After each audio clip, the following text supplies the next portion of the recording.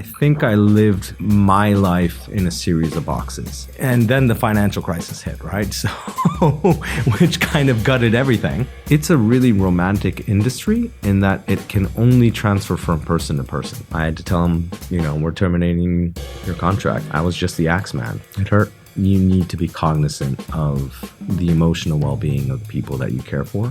Defend your position on vision and purpose and stand behind that. You also, as a leader, need to be comfortable with the lack of certainty, but caring and compassionate enough that you're managing with a sense of humanity. And oftentimes that's lost in Excel sheets and P&Ls and balance sheets. Don't be afraid to say the difficult thing. The worst thing you can do in any business context or otherwise is be. In this episode of Sports and Outdoor Mentors, I chat with Noah Reis, the Senior Managing Director of Snow Peak North America and Europe. We talk about Noah's early career and motivations, the light bulb moment when he decided to join Snow Peak, and the most challenging time in his career, plus much, much more. Before we begin the episode, I have one request. Less than 50% of people watching or listening now are subscribed.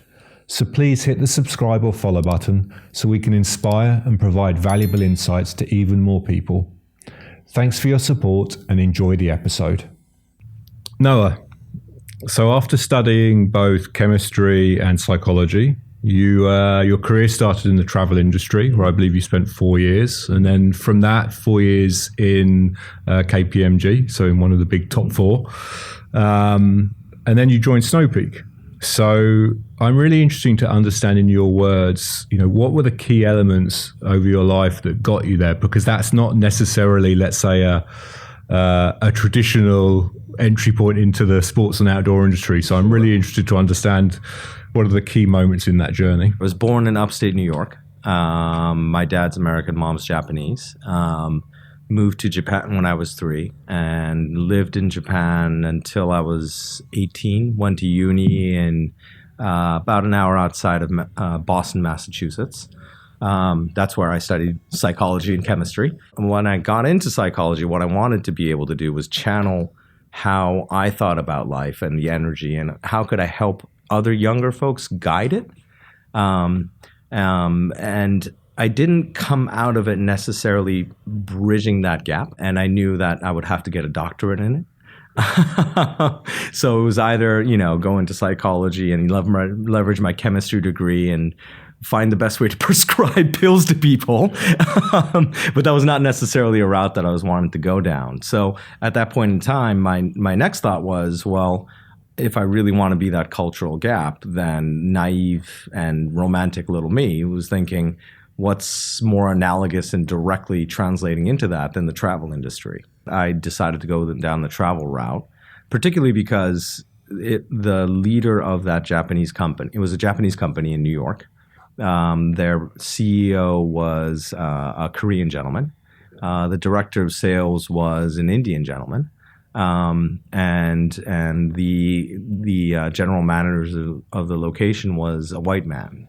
So from a cultural and a diversity perspective, I instantly felt that I would be able to make an impact. There was a change in the mechanics. There was an underlying mechanical problem in how the business models were set up, while there was upheaval in the industry distribution mechanics from an online agency, undercutting margins, etc. So that was when I joined. And then the financial crisis hit, right? So, which kind of gutted everything. But it was interesting because the sales director at the time, he was certainly a visionary within the company. And he wanted to transition us from a wholesaler on specific international routes to stabilizing our P&L and our balance sheet by turning into a travel management company. So Nissan or Toyota, you spend annually $200 million on travel. How do we take this portfolio of travel and optimize, streamline, and so manage your costs downwards so that everybody's booking within policy? You risk manage so that you know where all your travelers are. If they're traveling to the Congo or something, for example, do you have the right insurance in play? So those types of management services to stabilize the revenue stream of our firm, right? So we were trying to create a value-add service at the time. The challenge that I realized in the back end of it was, one, I was still facilitating a transaction. Travel portfolios are typically 3 to 5% of any company's expense line item. So it's not a significant chunk, right? It's one thing to get people to get them over there. It's another thing to immerse somebody in a culture and actually understand and come away from that experience significantly better, right? And that's about the quality of the experience. Whereas all I was doing for in that industry was getting people from point A to point B. But that led me to doing a MBA in Manchester University. The reason I selected KPMG was a couple of different reasons, but I'm sure, many of your listeners may be familiar with different consulting firms that are out there. There's the strategic consulting firms like the McKinsey, the BCGs of this world. There's the IT consultants, and then there's management consultants, right? That kind of sit between that connection point between strategy and execution. And that really appealed to me because a lot of times, it can easily be a consultant's report is on your desk and it's on you to execute, but a lot of times you don't necessarily know how to turn the dials, right? So how do you translate an idea into practice when maybe culturally your people, your processes, your systems, or even your customers don't really get it? And how do you bring those things together was kind of why I chose KPMG. And they gave me a job offer letter, which was pretty nice. Yeah, for sure. So that's why I chose KPMG. But I also chose to move back to Japan at that point in time. Okay. A lot of the stuff that I worked on there was, strategy for energy industry, and after the Fukushima national disaster, there just wasn't enough power supply. So how do you look at open trade markets for energy in Japan? And we knew that was going to come online. So as instead of firing up another coal power plant, in Western markets, they trade demand response, right? So reduction in demand. So like, how do you turn down the AC at your office building and treat that as actual capacity gained in the system? So there was different ways of thinking about the marketplace where we worked with some of those regional players, talking about how that may impact their current market, et cetera. Worked a lot with the financial industry.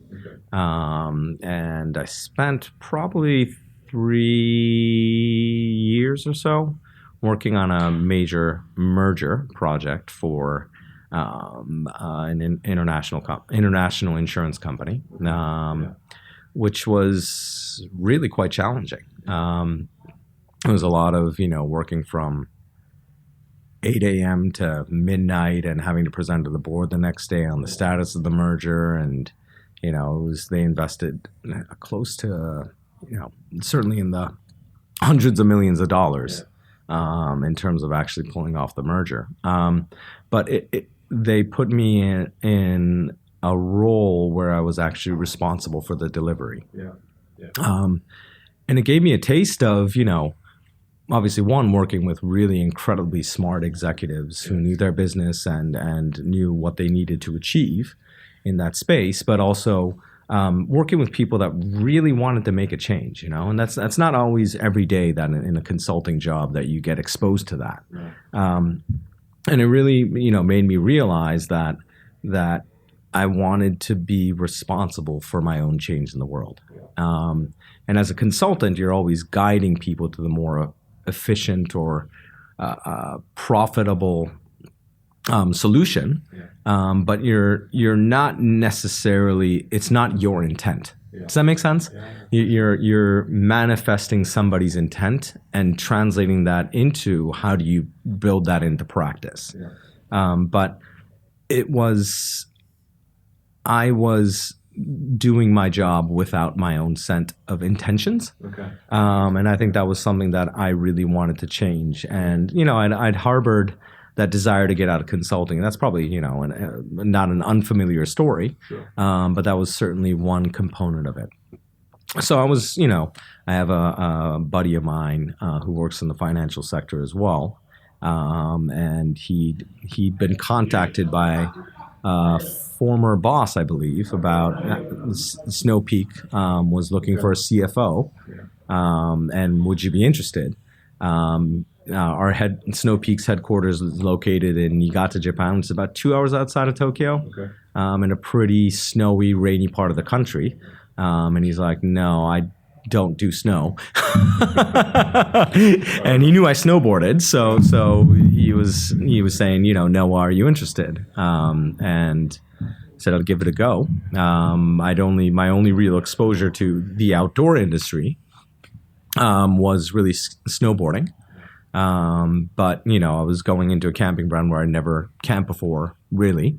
For all practical intents and purposes, outside of that one college camping trip or something like that,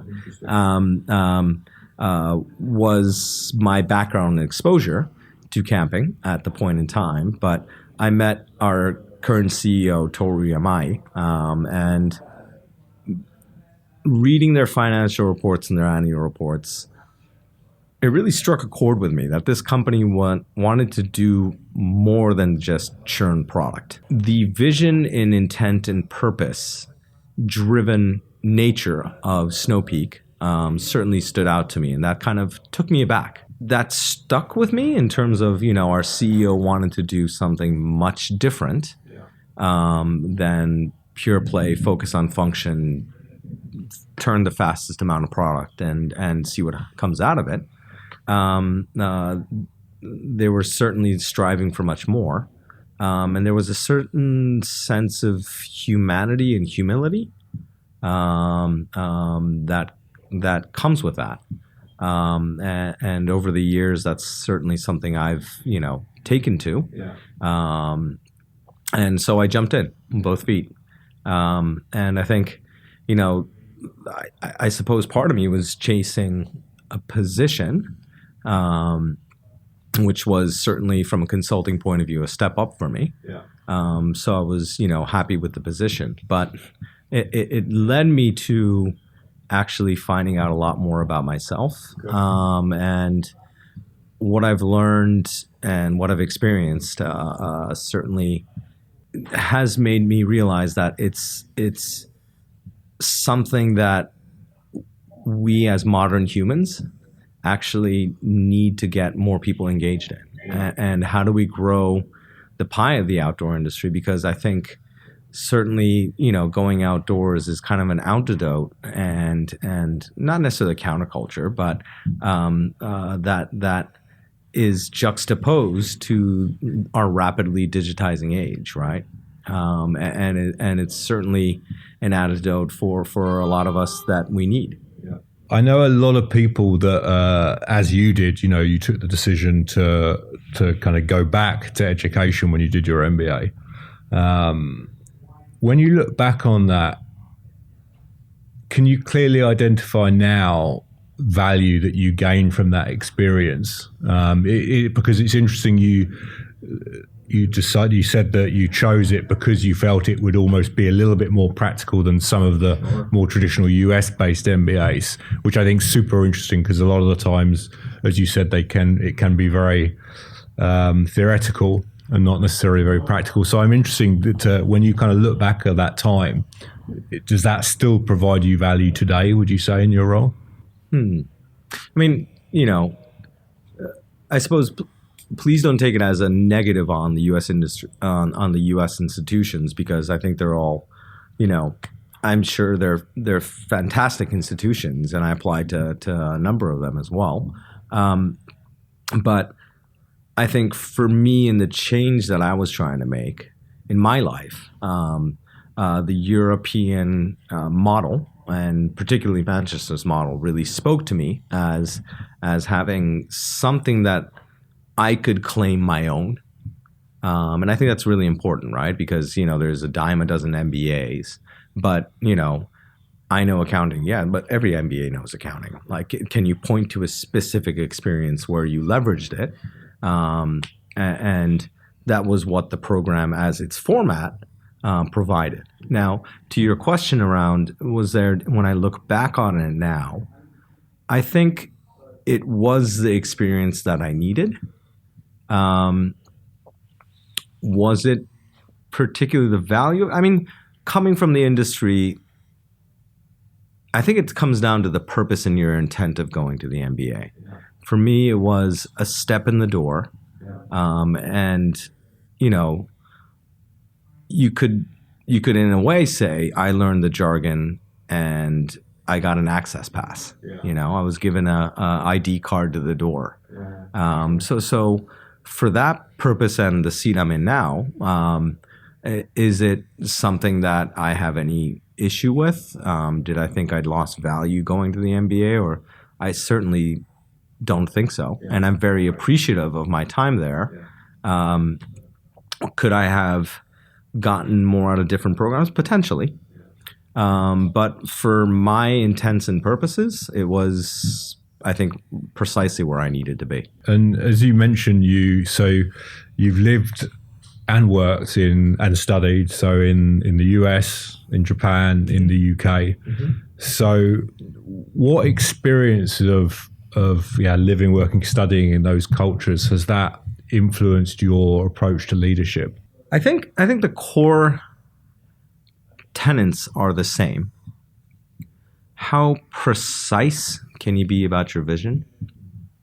And how much authenticity can you put behind your words, I think, is the same in any culture. I think the approach beyond that is oftentimes different. Japanese people tend to be, you know, a lot more granular in their approach. They tend to be more cautious in the number of gates that they put up before they're confident with the decision. Whereas in the US and the UK, it's more, is the concept right? Let's roll it out at 8%. A very tech Silicon Valley type of mentality. Whereas in Japan, it's, you know, have we covered off the insurance position on this? Have we made sure if our customer complains in this scenario, what do we do? So it's a very different approach to bring something online from a business point of view. But I think the core of it being about articulation and passion and authenticity, that I think is global. A lot of times, you know, how you roll that out to your staff, it starts there, right? I think as I've transitioned to Portland and my role with Snow Peak now, one of the things that I'm, I guess, kind of working through is how to be vocal and when to be vocal. In Japanese culture, you kind of wait your turn. And there's always, you know, a point in time, certainly during meetings, et cetera, where it's like, Noah, what do you think, et cetera. Whereas in the U.S. culture, it's more kind of a free-for-all of idea of exchange. So whereas, you know, in Japan, it's about the facilitator and how do you gather opinions from multiple different people. In U.S., it's here's the topic, everybody jumps in at once, right? So there's a timing balance that I'm still working through in terms of when do I articulate and interject my thoughts. Because I think my mentality is certainly much more Japanese in terms of how I approach those conversations. So I'm still trying to find the balance for myself in terms of how does that style and my articulation and when do I interject in terms of my voice make the most sense when I try and bridge the cultural gaps is where I think I'm still working through the kinks in my style. But at its core of being, you know, heart first, and head second is always been, I suppose, a part of me. And I think that approach always translates. Because it starts with the emotional connection, right? Absolutely. So that has never been the challenge. It's more the practicalities and the process, knowing the different thought processes, but making sure that in a meeting's context, how do you draw the best out of people? While also finding and balancing your voice, right? So, and that balance always changes depending on the culture. So that's something that I'm still working through. When you look back over the career, who are the people that would you say have influenced you the most? 3 people, I think, that I can really credit. The first one was my Indian boss at my travel management company. He pushed the company to change in an industry that was heavily reliant on, or at least our company that was heavily reliant on incentive cash outs for about 40-50% of our revenues, to transition that into a travel management company where we balance our intake with the service we provide. He wanted the vision to come to reality, but he wasn't afraid of the legwork to make it happen, right? Because he believed in it. And that was certainly an influential component there. He also, made sure that I had my own leeway in exploring what I wanted to do within it. In the best sense, a very authentic leader that I got to see firsthand. And I credit him with a lot of the lessons that I still take today. The second person was one of my, I don't know if I can qualify this as a mentor, but certainly was one of my best friends to this day that I went to the MBA with, who saw the potential, I guess, that I had. And he actually did a page 1 rewrite of my resume going into all my consulting interviews. He helped me connect a little bit more my head with my heart, I suppose. So he facilitated that. And the third, I would be remiss if I didn't talk about Toru, our current CEO. I mentioned earlier that he was certainly managed with a sense of humanity. He has a larger than life vision. And I guess I'll give one example. When COVID hit, the first thing he did when Japan went into lockdown, he called all of us board of directors in and we don't know how long this thing's going to last. There is a 30% chance that Snow Peak goes bankrupt. The first thing I want to do is I'm going to cut my salary by 50%. Will you join me in cutting your salary 20% so that we can save our employees? And I think that's an incredible gesture to make, right? What's the most valuable piece of advice you've ever been given professionally? So we were negotiating a deal with a different sales partner, and we were struggling to land the plane. And we were coming at it from different angles. And the first thing he said is, Noah, the most difficult thing or the most important thing in business is say the difficult thing first. Because unless you do so, you are never going to have a chance to face the same direction. And a lot of times we don't know how slippery that slope is until you find out where you've ended up 5 years down the line and you've got to change your business model or something like that. So I think what is important is at the beginning, knowing what your intent is, where the vectors are different, but being open about it. And I think a lot of times we're afraid to do so at the start. And it's tough, but the second you do that, who's going to stay in your corner or who's willing to still have the conversation with you. And at the end of the day, at least you know where they stand, even if a deal doesn't come out of it. Yeah. And that's okay. Yeah. I'd much rather work with a partner that wants to be there than a person that's, angling for a brand position or a better deal on a transaction, because that relationship's going to fall apart in half a year, a year. So from that point of view, I think it's saying the difficult part out loud and starting with it. Good advice. So as a leader of an international business, what would you say is your most important task? It goes back to how reiterating the vision.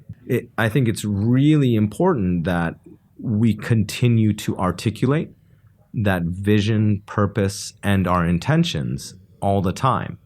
And I think, from my seat, I'm not going to be able to control the day-to-day of our sales department or the operations, the finance, the HR. How do you put intentionality behind first our brand and first and foremost our purpose? We start there, but how do you build out your processes that support that in subsequent layers, right? So for example, we do annual camping with our customers, and we want our employees to connect with our campers, because that's fundamentally important to see the camper that you're sitting across from enjoying this time and year over year interacting with the same family, because you see them grow. You see the family that maybe was sitting around that restaurant table all looking at their smartphones. 2 years down the line, their smartphones are in their bags, you know? The kids are cooking pancakes and the dad's arguing over how to mix the batter. I don't know. And mom's squeezing orange juice and the toddler's in the back, you know? And you see families transform over time. And we're privileged as a brand that we have a following like that in our communities that we can see at all times, right? But it's important that our employees have their own story to tell in somebody else's camping journey. So you know, that's, well, I guess, I'm sorry, I'm going a little off target here, but I guess what I'm saying to answer your question is, are we articulating that vision and authenticity at our core? Are we letting our employees experience it as part of their job on as close to a daily, you know, level as we can? Are we designing policies that facilitate them taking their own journey if they want to go deeper into the lifestyle that we espouse? So, you know, in the U.S., we've just designed an HR policy that gives impact days for them to go volunteer for their charity of choice or do anything else. But the twist being, it has to be correlated with bringing somebody else outdoors for the first time. Okay. Great. Yeah. So things like that are practical ways that we've tried to take our mission, vision, and purpose and try and instill it and facilitate it for our employees. It's, you know, it's always a work in progress. I don't think there's any silver bullet for something like that. But for us, we're fortunate that we're very a community-focused brand, and our activity, our core activity is so clear that we can rally around that core and engage with our community. And thankfully, they are as engaged as they are. That our employees get a firsthand experience to learn from our customers. It's clear by listening to you that you're very passionate about the outdoors and maybe even beyond the outdoors, let's say nature. But beyond the obvious kind of day-to-day connection with, you know, working for Snow Peak, how important is the outdoors and nature to you, and how do you live that? Because if I picked up on something you said earlier on, I think as a kid you said, like, okay, you know, you went like camping once or twice, so it maybe wasn't something that you grew up with necessarily. So I'm just interested to know now, you know, how has it become so important? Why is it so important? And, you know, how do you kind of interact and live that outside of the, let's say, the necessities of what you do for your role? Sure. I mean, I guess looking back on my childhood, I think my fondest memories was my dad was a professor. Okay. So we had really chemistry. No. Okay. Linguistics. Okay. So naturally, he had a very long summer vacation. Okay. And him being American, we always spent, you know, from, I want to say like the first week of July until the last week of August in the U.S. And he'd be doing exchange student teaching, et cetera, and have a summer job. But we were fortunate that we got to stay in, you know, the universities that he taught for would have these estates and would be able to put us up. And the place we were in was called Bryn Mawr, Pennsylvania. And they used to have this giant estate that was a couple of, you know, 100 acres or whatever it was. I don't know the exact dimensions, but as a kid, it was massive, you know. And one of my fondest memories is every summer I'd be able to go there. And there was nothing to do, but, you know, we stayed in what was called the gardener's cottage. And it was just giant field where, you know, me and my friends would just run around, climb trees, you know, run through the meadow, get stung by bees maybe. There'd be blackberry bushes, so we'd go picking blackberries and just engaging with the rhythms of nature, right? And I think those were some of my fondest memories growing up. Fast forward to, you know, post-university travel industry, MBA, consulting. I think the mentality that I found myself in, living in Tokyo in a tiny apartment, I read a quote from one of Kengo Kuma's, I guess, his annual collection book or something like that. He was talking about how architecture in the 20th century was based around the box. I think I lived my life in a series of boxes. I went from my tiny apartment in Tokyo, rode the subway to my cubicle, went back home on a subway, got back home, went to a pub, really, a local pub, and rinsed and repeated, right?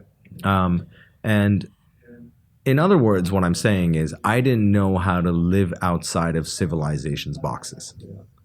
I lived exclusively within an urbanized, developed context, right? And I'd lost some of that boyish wonder of running purely in the field. And it was after joining Snow Peak and going camping for about a year that, my drive through rural Japan changed. What I saw outside of my window of rice paddies and mountain ranges used to be a pretty postcard. It was very much an other to me. It was not livable space. I didn't see myself engaging with it beyond scenery, right? But after camping for a while, that scenery changed into livable space. It changed into, I can pitch a tent there with my family. Yeah. I can run in that field and experience the stars and the joy and the wonder that I had as a child. It turned into livable space, right? And I think when you think about it in an abstract sense, like in Japan, only 10% of the land is livable or inhabitable. The rest of it's nature and mountain ranges, right? I lived myself exclusively in that 10% of that landmass, and 90% of it just opened up to me, right? And I think that's a metaphor for how often we live in society in a really constrained way, where we think about, where do I live? Who do I work for? What do I make? Who are the famous people I know? All these relative cues that tell you where you are today. Those are very relative societal cues of your self-worth. But if you start to base yourself and your sense of self-worth exclusively on that, I think that's extremely dangerous, especially as a father of 2 kids. I think it's, more and more so skewed with social media, where it's about the number of likes, right? And I don't want my children to grow up in a world where they judge themselves and who they are based on what everybody else tells them they are. And I think fundamentally with nature, you're always going to be judged in the absolute. You didn't bring enough water, you're an idiot, first off, but beyond that, it tells you, right? Like it's the constraints we live under, and that's always apparent under nature. Whereas in society, the only limiting factor really is the financing and the transaction. But in nature, you're taught in the absolute who you are. Sitting around a campfire, it's how do you interact with the person in front of you, right? And that connection tells you about who you are in the absolute, as opposed to the facade we all put on. And I think that's the unlock that I learned through Snow Peak and through camping, and what it's meant for me to go outdoors. And it's not a message that I'm willing to compromise for my kids. So that's something that's certainly very, very important to me. I fully agree, but I always think it's easier to say it than do it. Sure. Especially, in a role like yours, where I guess you're traveling a reasonable amount. That's a mild way of putting it. Thanks for making it feel. Thanks for putting the Band-Aid on. Yeah, there we go. I'm here to help. So you're traveling a lot from the US to Europe, sure. The US to Japan, and probably a little bit in between as well. Yeah. You've got when you are at home, you've got a senior role, a senior leadership role. You have a family, you have 2 kids. Yep. Is there any non-negotiables or kind of boundaries, or I don't want to say rules, but something you do to ensure that you are able to live what you just described? Because sure. I've been in those situations where we all got into this industry because we loved it, or a lot of people, most people did. But you very quickly can realize, well, hang on a minute, I'm not actually doing what I was passionate about in the first place. So any kind of advice for making sure that you can live by that as well. I suppose I'm lucky enough in that Snow Peak. So we do annual campouts with our customers, three times in the U.S. In Japan, we do it, over 20, 30 times a year. And I think we camp with more than, 8,000, 10,000 users on any given calendar year, right? And it's open to bringing your family. It's open to bringing your significant others or your kids along. Because it really is fundamentally a family event in that sense. And we're fortunate enough that we're able to and allowed to bring our kids, and it's actually effectively encouraged. So that's certainly a positive. I haven't been able to do that as much in the past year because I was busy moving my family over the Pacific. But certainly this year, that is my intent. I fully intend to actually 3 weeks, no, what is that? End of May. It's my daughter's birthday, an early part of May. So I'm taking them as well as all their school friends camping.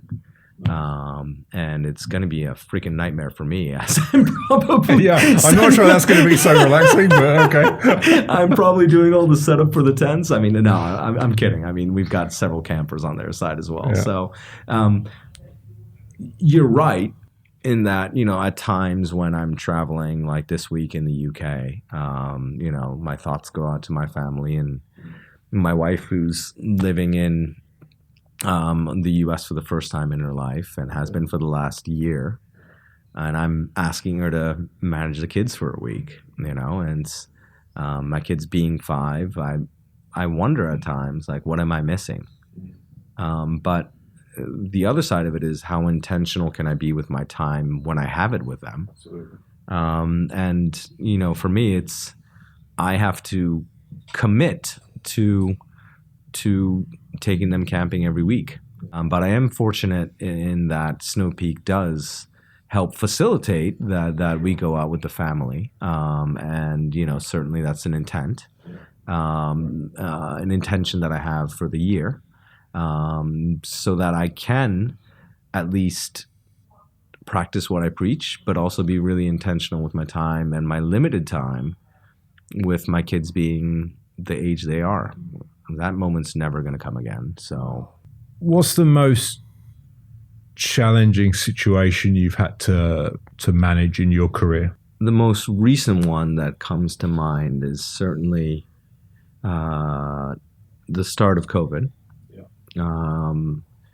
In Snow Peak, I started off in corporate planning, and then we had challenges in the supply chain, so they were assigning supply chain. And right at the start of COVID, I transitioned back into corporate planning. So I was in charge of, putting together our budgets and forecasts and midterm plans and dealing with shareholders, stakeholders, etc. right at the start of COVID. And, again, obviously at the end game, COVID was a great, boost for the outdoor industry at large. But at the beginning of it, it forced us to really take a hard look at ourselves, right? Starting with that story I shared earlier of, cutting our CEO, cutting executive pay in half, and me and the other directors cutting our pay by 20% was where we started. And at the same time, in those 3 months of lockdown, because nobody could go camping, nobody was buying gear. I mean, there was some online sales here and there, but, because you couldn't actually physically go out and experience the product. And it was extremely, I think our sales were down, I want to say like 30, 40, 50% year over year globally for those 3 months during, lockdown in Japan. And it forced us to take a look at every single business unit, every single channel, every single product, and reanalyze what fit our business and what changes we needed to make. And it was a tough go. Like some of the businesses you pour your heart and soul into, and at the same time, when you break it down, you realize that you've got to turn off the lights on some things. Some of these stores that we've been operating for a while, etc. We knew that as a business model that needed to change, or the restaurant that we had over there. So going through that exercise and knowing that you spent the last couple of years building it up, but now you've got to tear it down potentially, is a tough thing to face. But as business leaders, it's something that you got to live with too, right? And during that process, very similarly last year in the U.S., we built during our midterm plan in COVID, we built our business plan to be much bigger than we were. We overstaffed. Our revenues, took a downward trend post-COVID, and we had to right-size the business. And that meant laying off employees, and that sucked. The most difficult thing. It sucked. I think, as a leader. Yeah, it sucked. And I'd just been moved to the U.S. for 6 months, and it's a smaller team of like 40 and 50 people.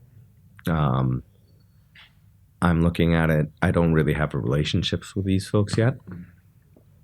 And I had to tell them, we're terminating your contract. Sure, I can talk about it from a financial perspective, but without having a relationship with them, I was just the axe man. Yeah. And as a leader, feeling inauthentic in that moment, it hurt. Yeah. Sorry, I'm getting visibly a little tore up here, but it's normal. It's the most difficult thing I think any leader has to do. But dealing with the reality that you can fail, but it's okay. I wanted to be in all those meetings where we laid people off, because I think, at least with a small team like that, if I wasn't willing to swing the axe, I don't deserve this chair. Feeling how powerless I felt in that moment, I'm still, to a degree, processing through. Mm. You need to be cognizant of the emotional well-being of the people that you care for. Yeah. And I think that's something that you have to live with. If you care, it's a very difficult thing to do. Yeah, but it's also the nature of the beast, unfortunately. I've been on both ends of that situation. Yeah, we learn through difficult situations, whether we're directly impacted or whether we're the person that is, delivering the news. At that personal stage where, we had to make that decision, etc. I just landed in the U.S., 6 months ago, and I think I was dealing with my own, immaturity in that sense, where I had certainly outsized expectations of, certainly I saw the potential of the U.S. market. Our aspirations in Snow Peak are huge. And I think, I had conflated that vision with my sense of what I could achieve, and I'd set the bar too high on myself. And so, I was really disappointed that we couldn't get the business to that phase. Obviously 6 months is not enough. It's not a fair measuring stick or a fair measuring amount of time to speak about what I'm able to achieve. And the decision to hire these folks predates me, but it doesn't change the fact that, I had to make that decision and look those people in the eye, And so I think I was dealing personally with a sense of conflating my expectations of what we could achieve in the market with how I was measuring my own success in my new role for the 6 months. Yeah. Couple that with, having to let people go that I didn't personally have a relationship with, and that was tough. Yeah. But I think, again, what I took from it, and maybe again I'm getting ahead of you here, but it you have to be willing to defend your position on vision and purpose and stand behind that and be authentic to it at all times. But you also, as a leader, need to be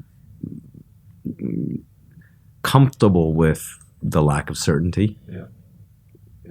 but caring and compassionate enough that you're managing with a sense of humanity. And oftentimes that's lost in Excel sheets and P&Ls and balance sheets. And but I think it was a really, really, it's weird to say at, my age that, it was a formative experience, but it certainly, from a professional standpoint, Yeah. it certainly has been. Yeah. Lighter topic. So what's your favorite piece of sports and outdoor gear? And it cannot be. And it cannot be Snow Peak. Right? I saw that, and I was hoping you were joking about it. And just because you're now drinking out of a Snow Peak bottle, don't think that, we're going to fall for that. Subliminal messaging.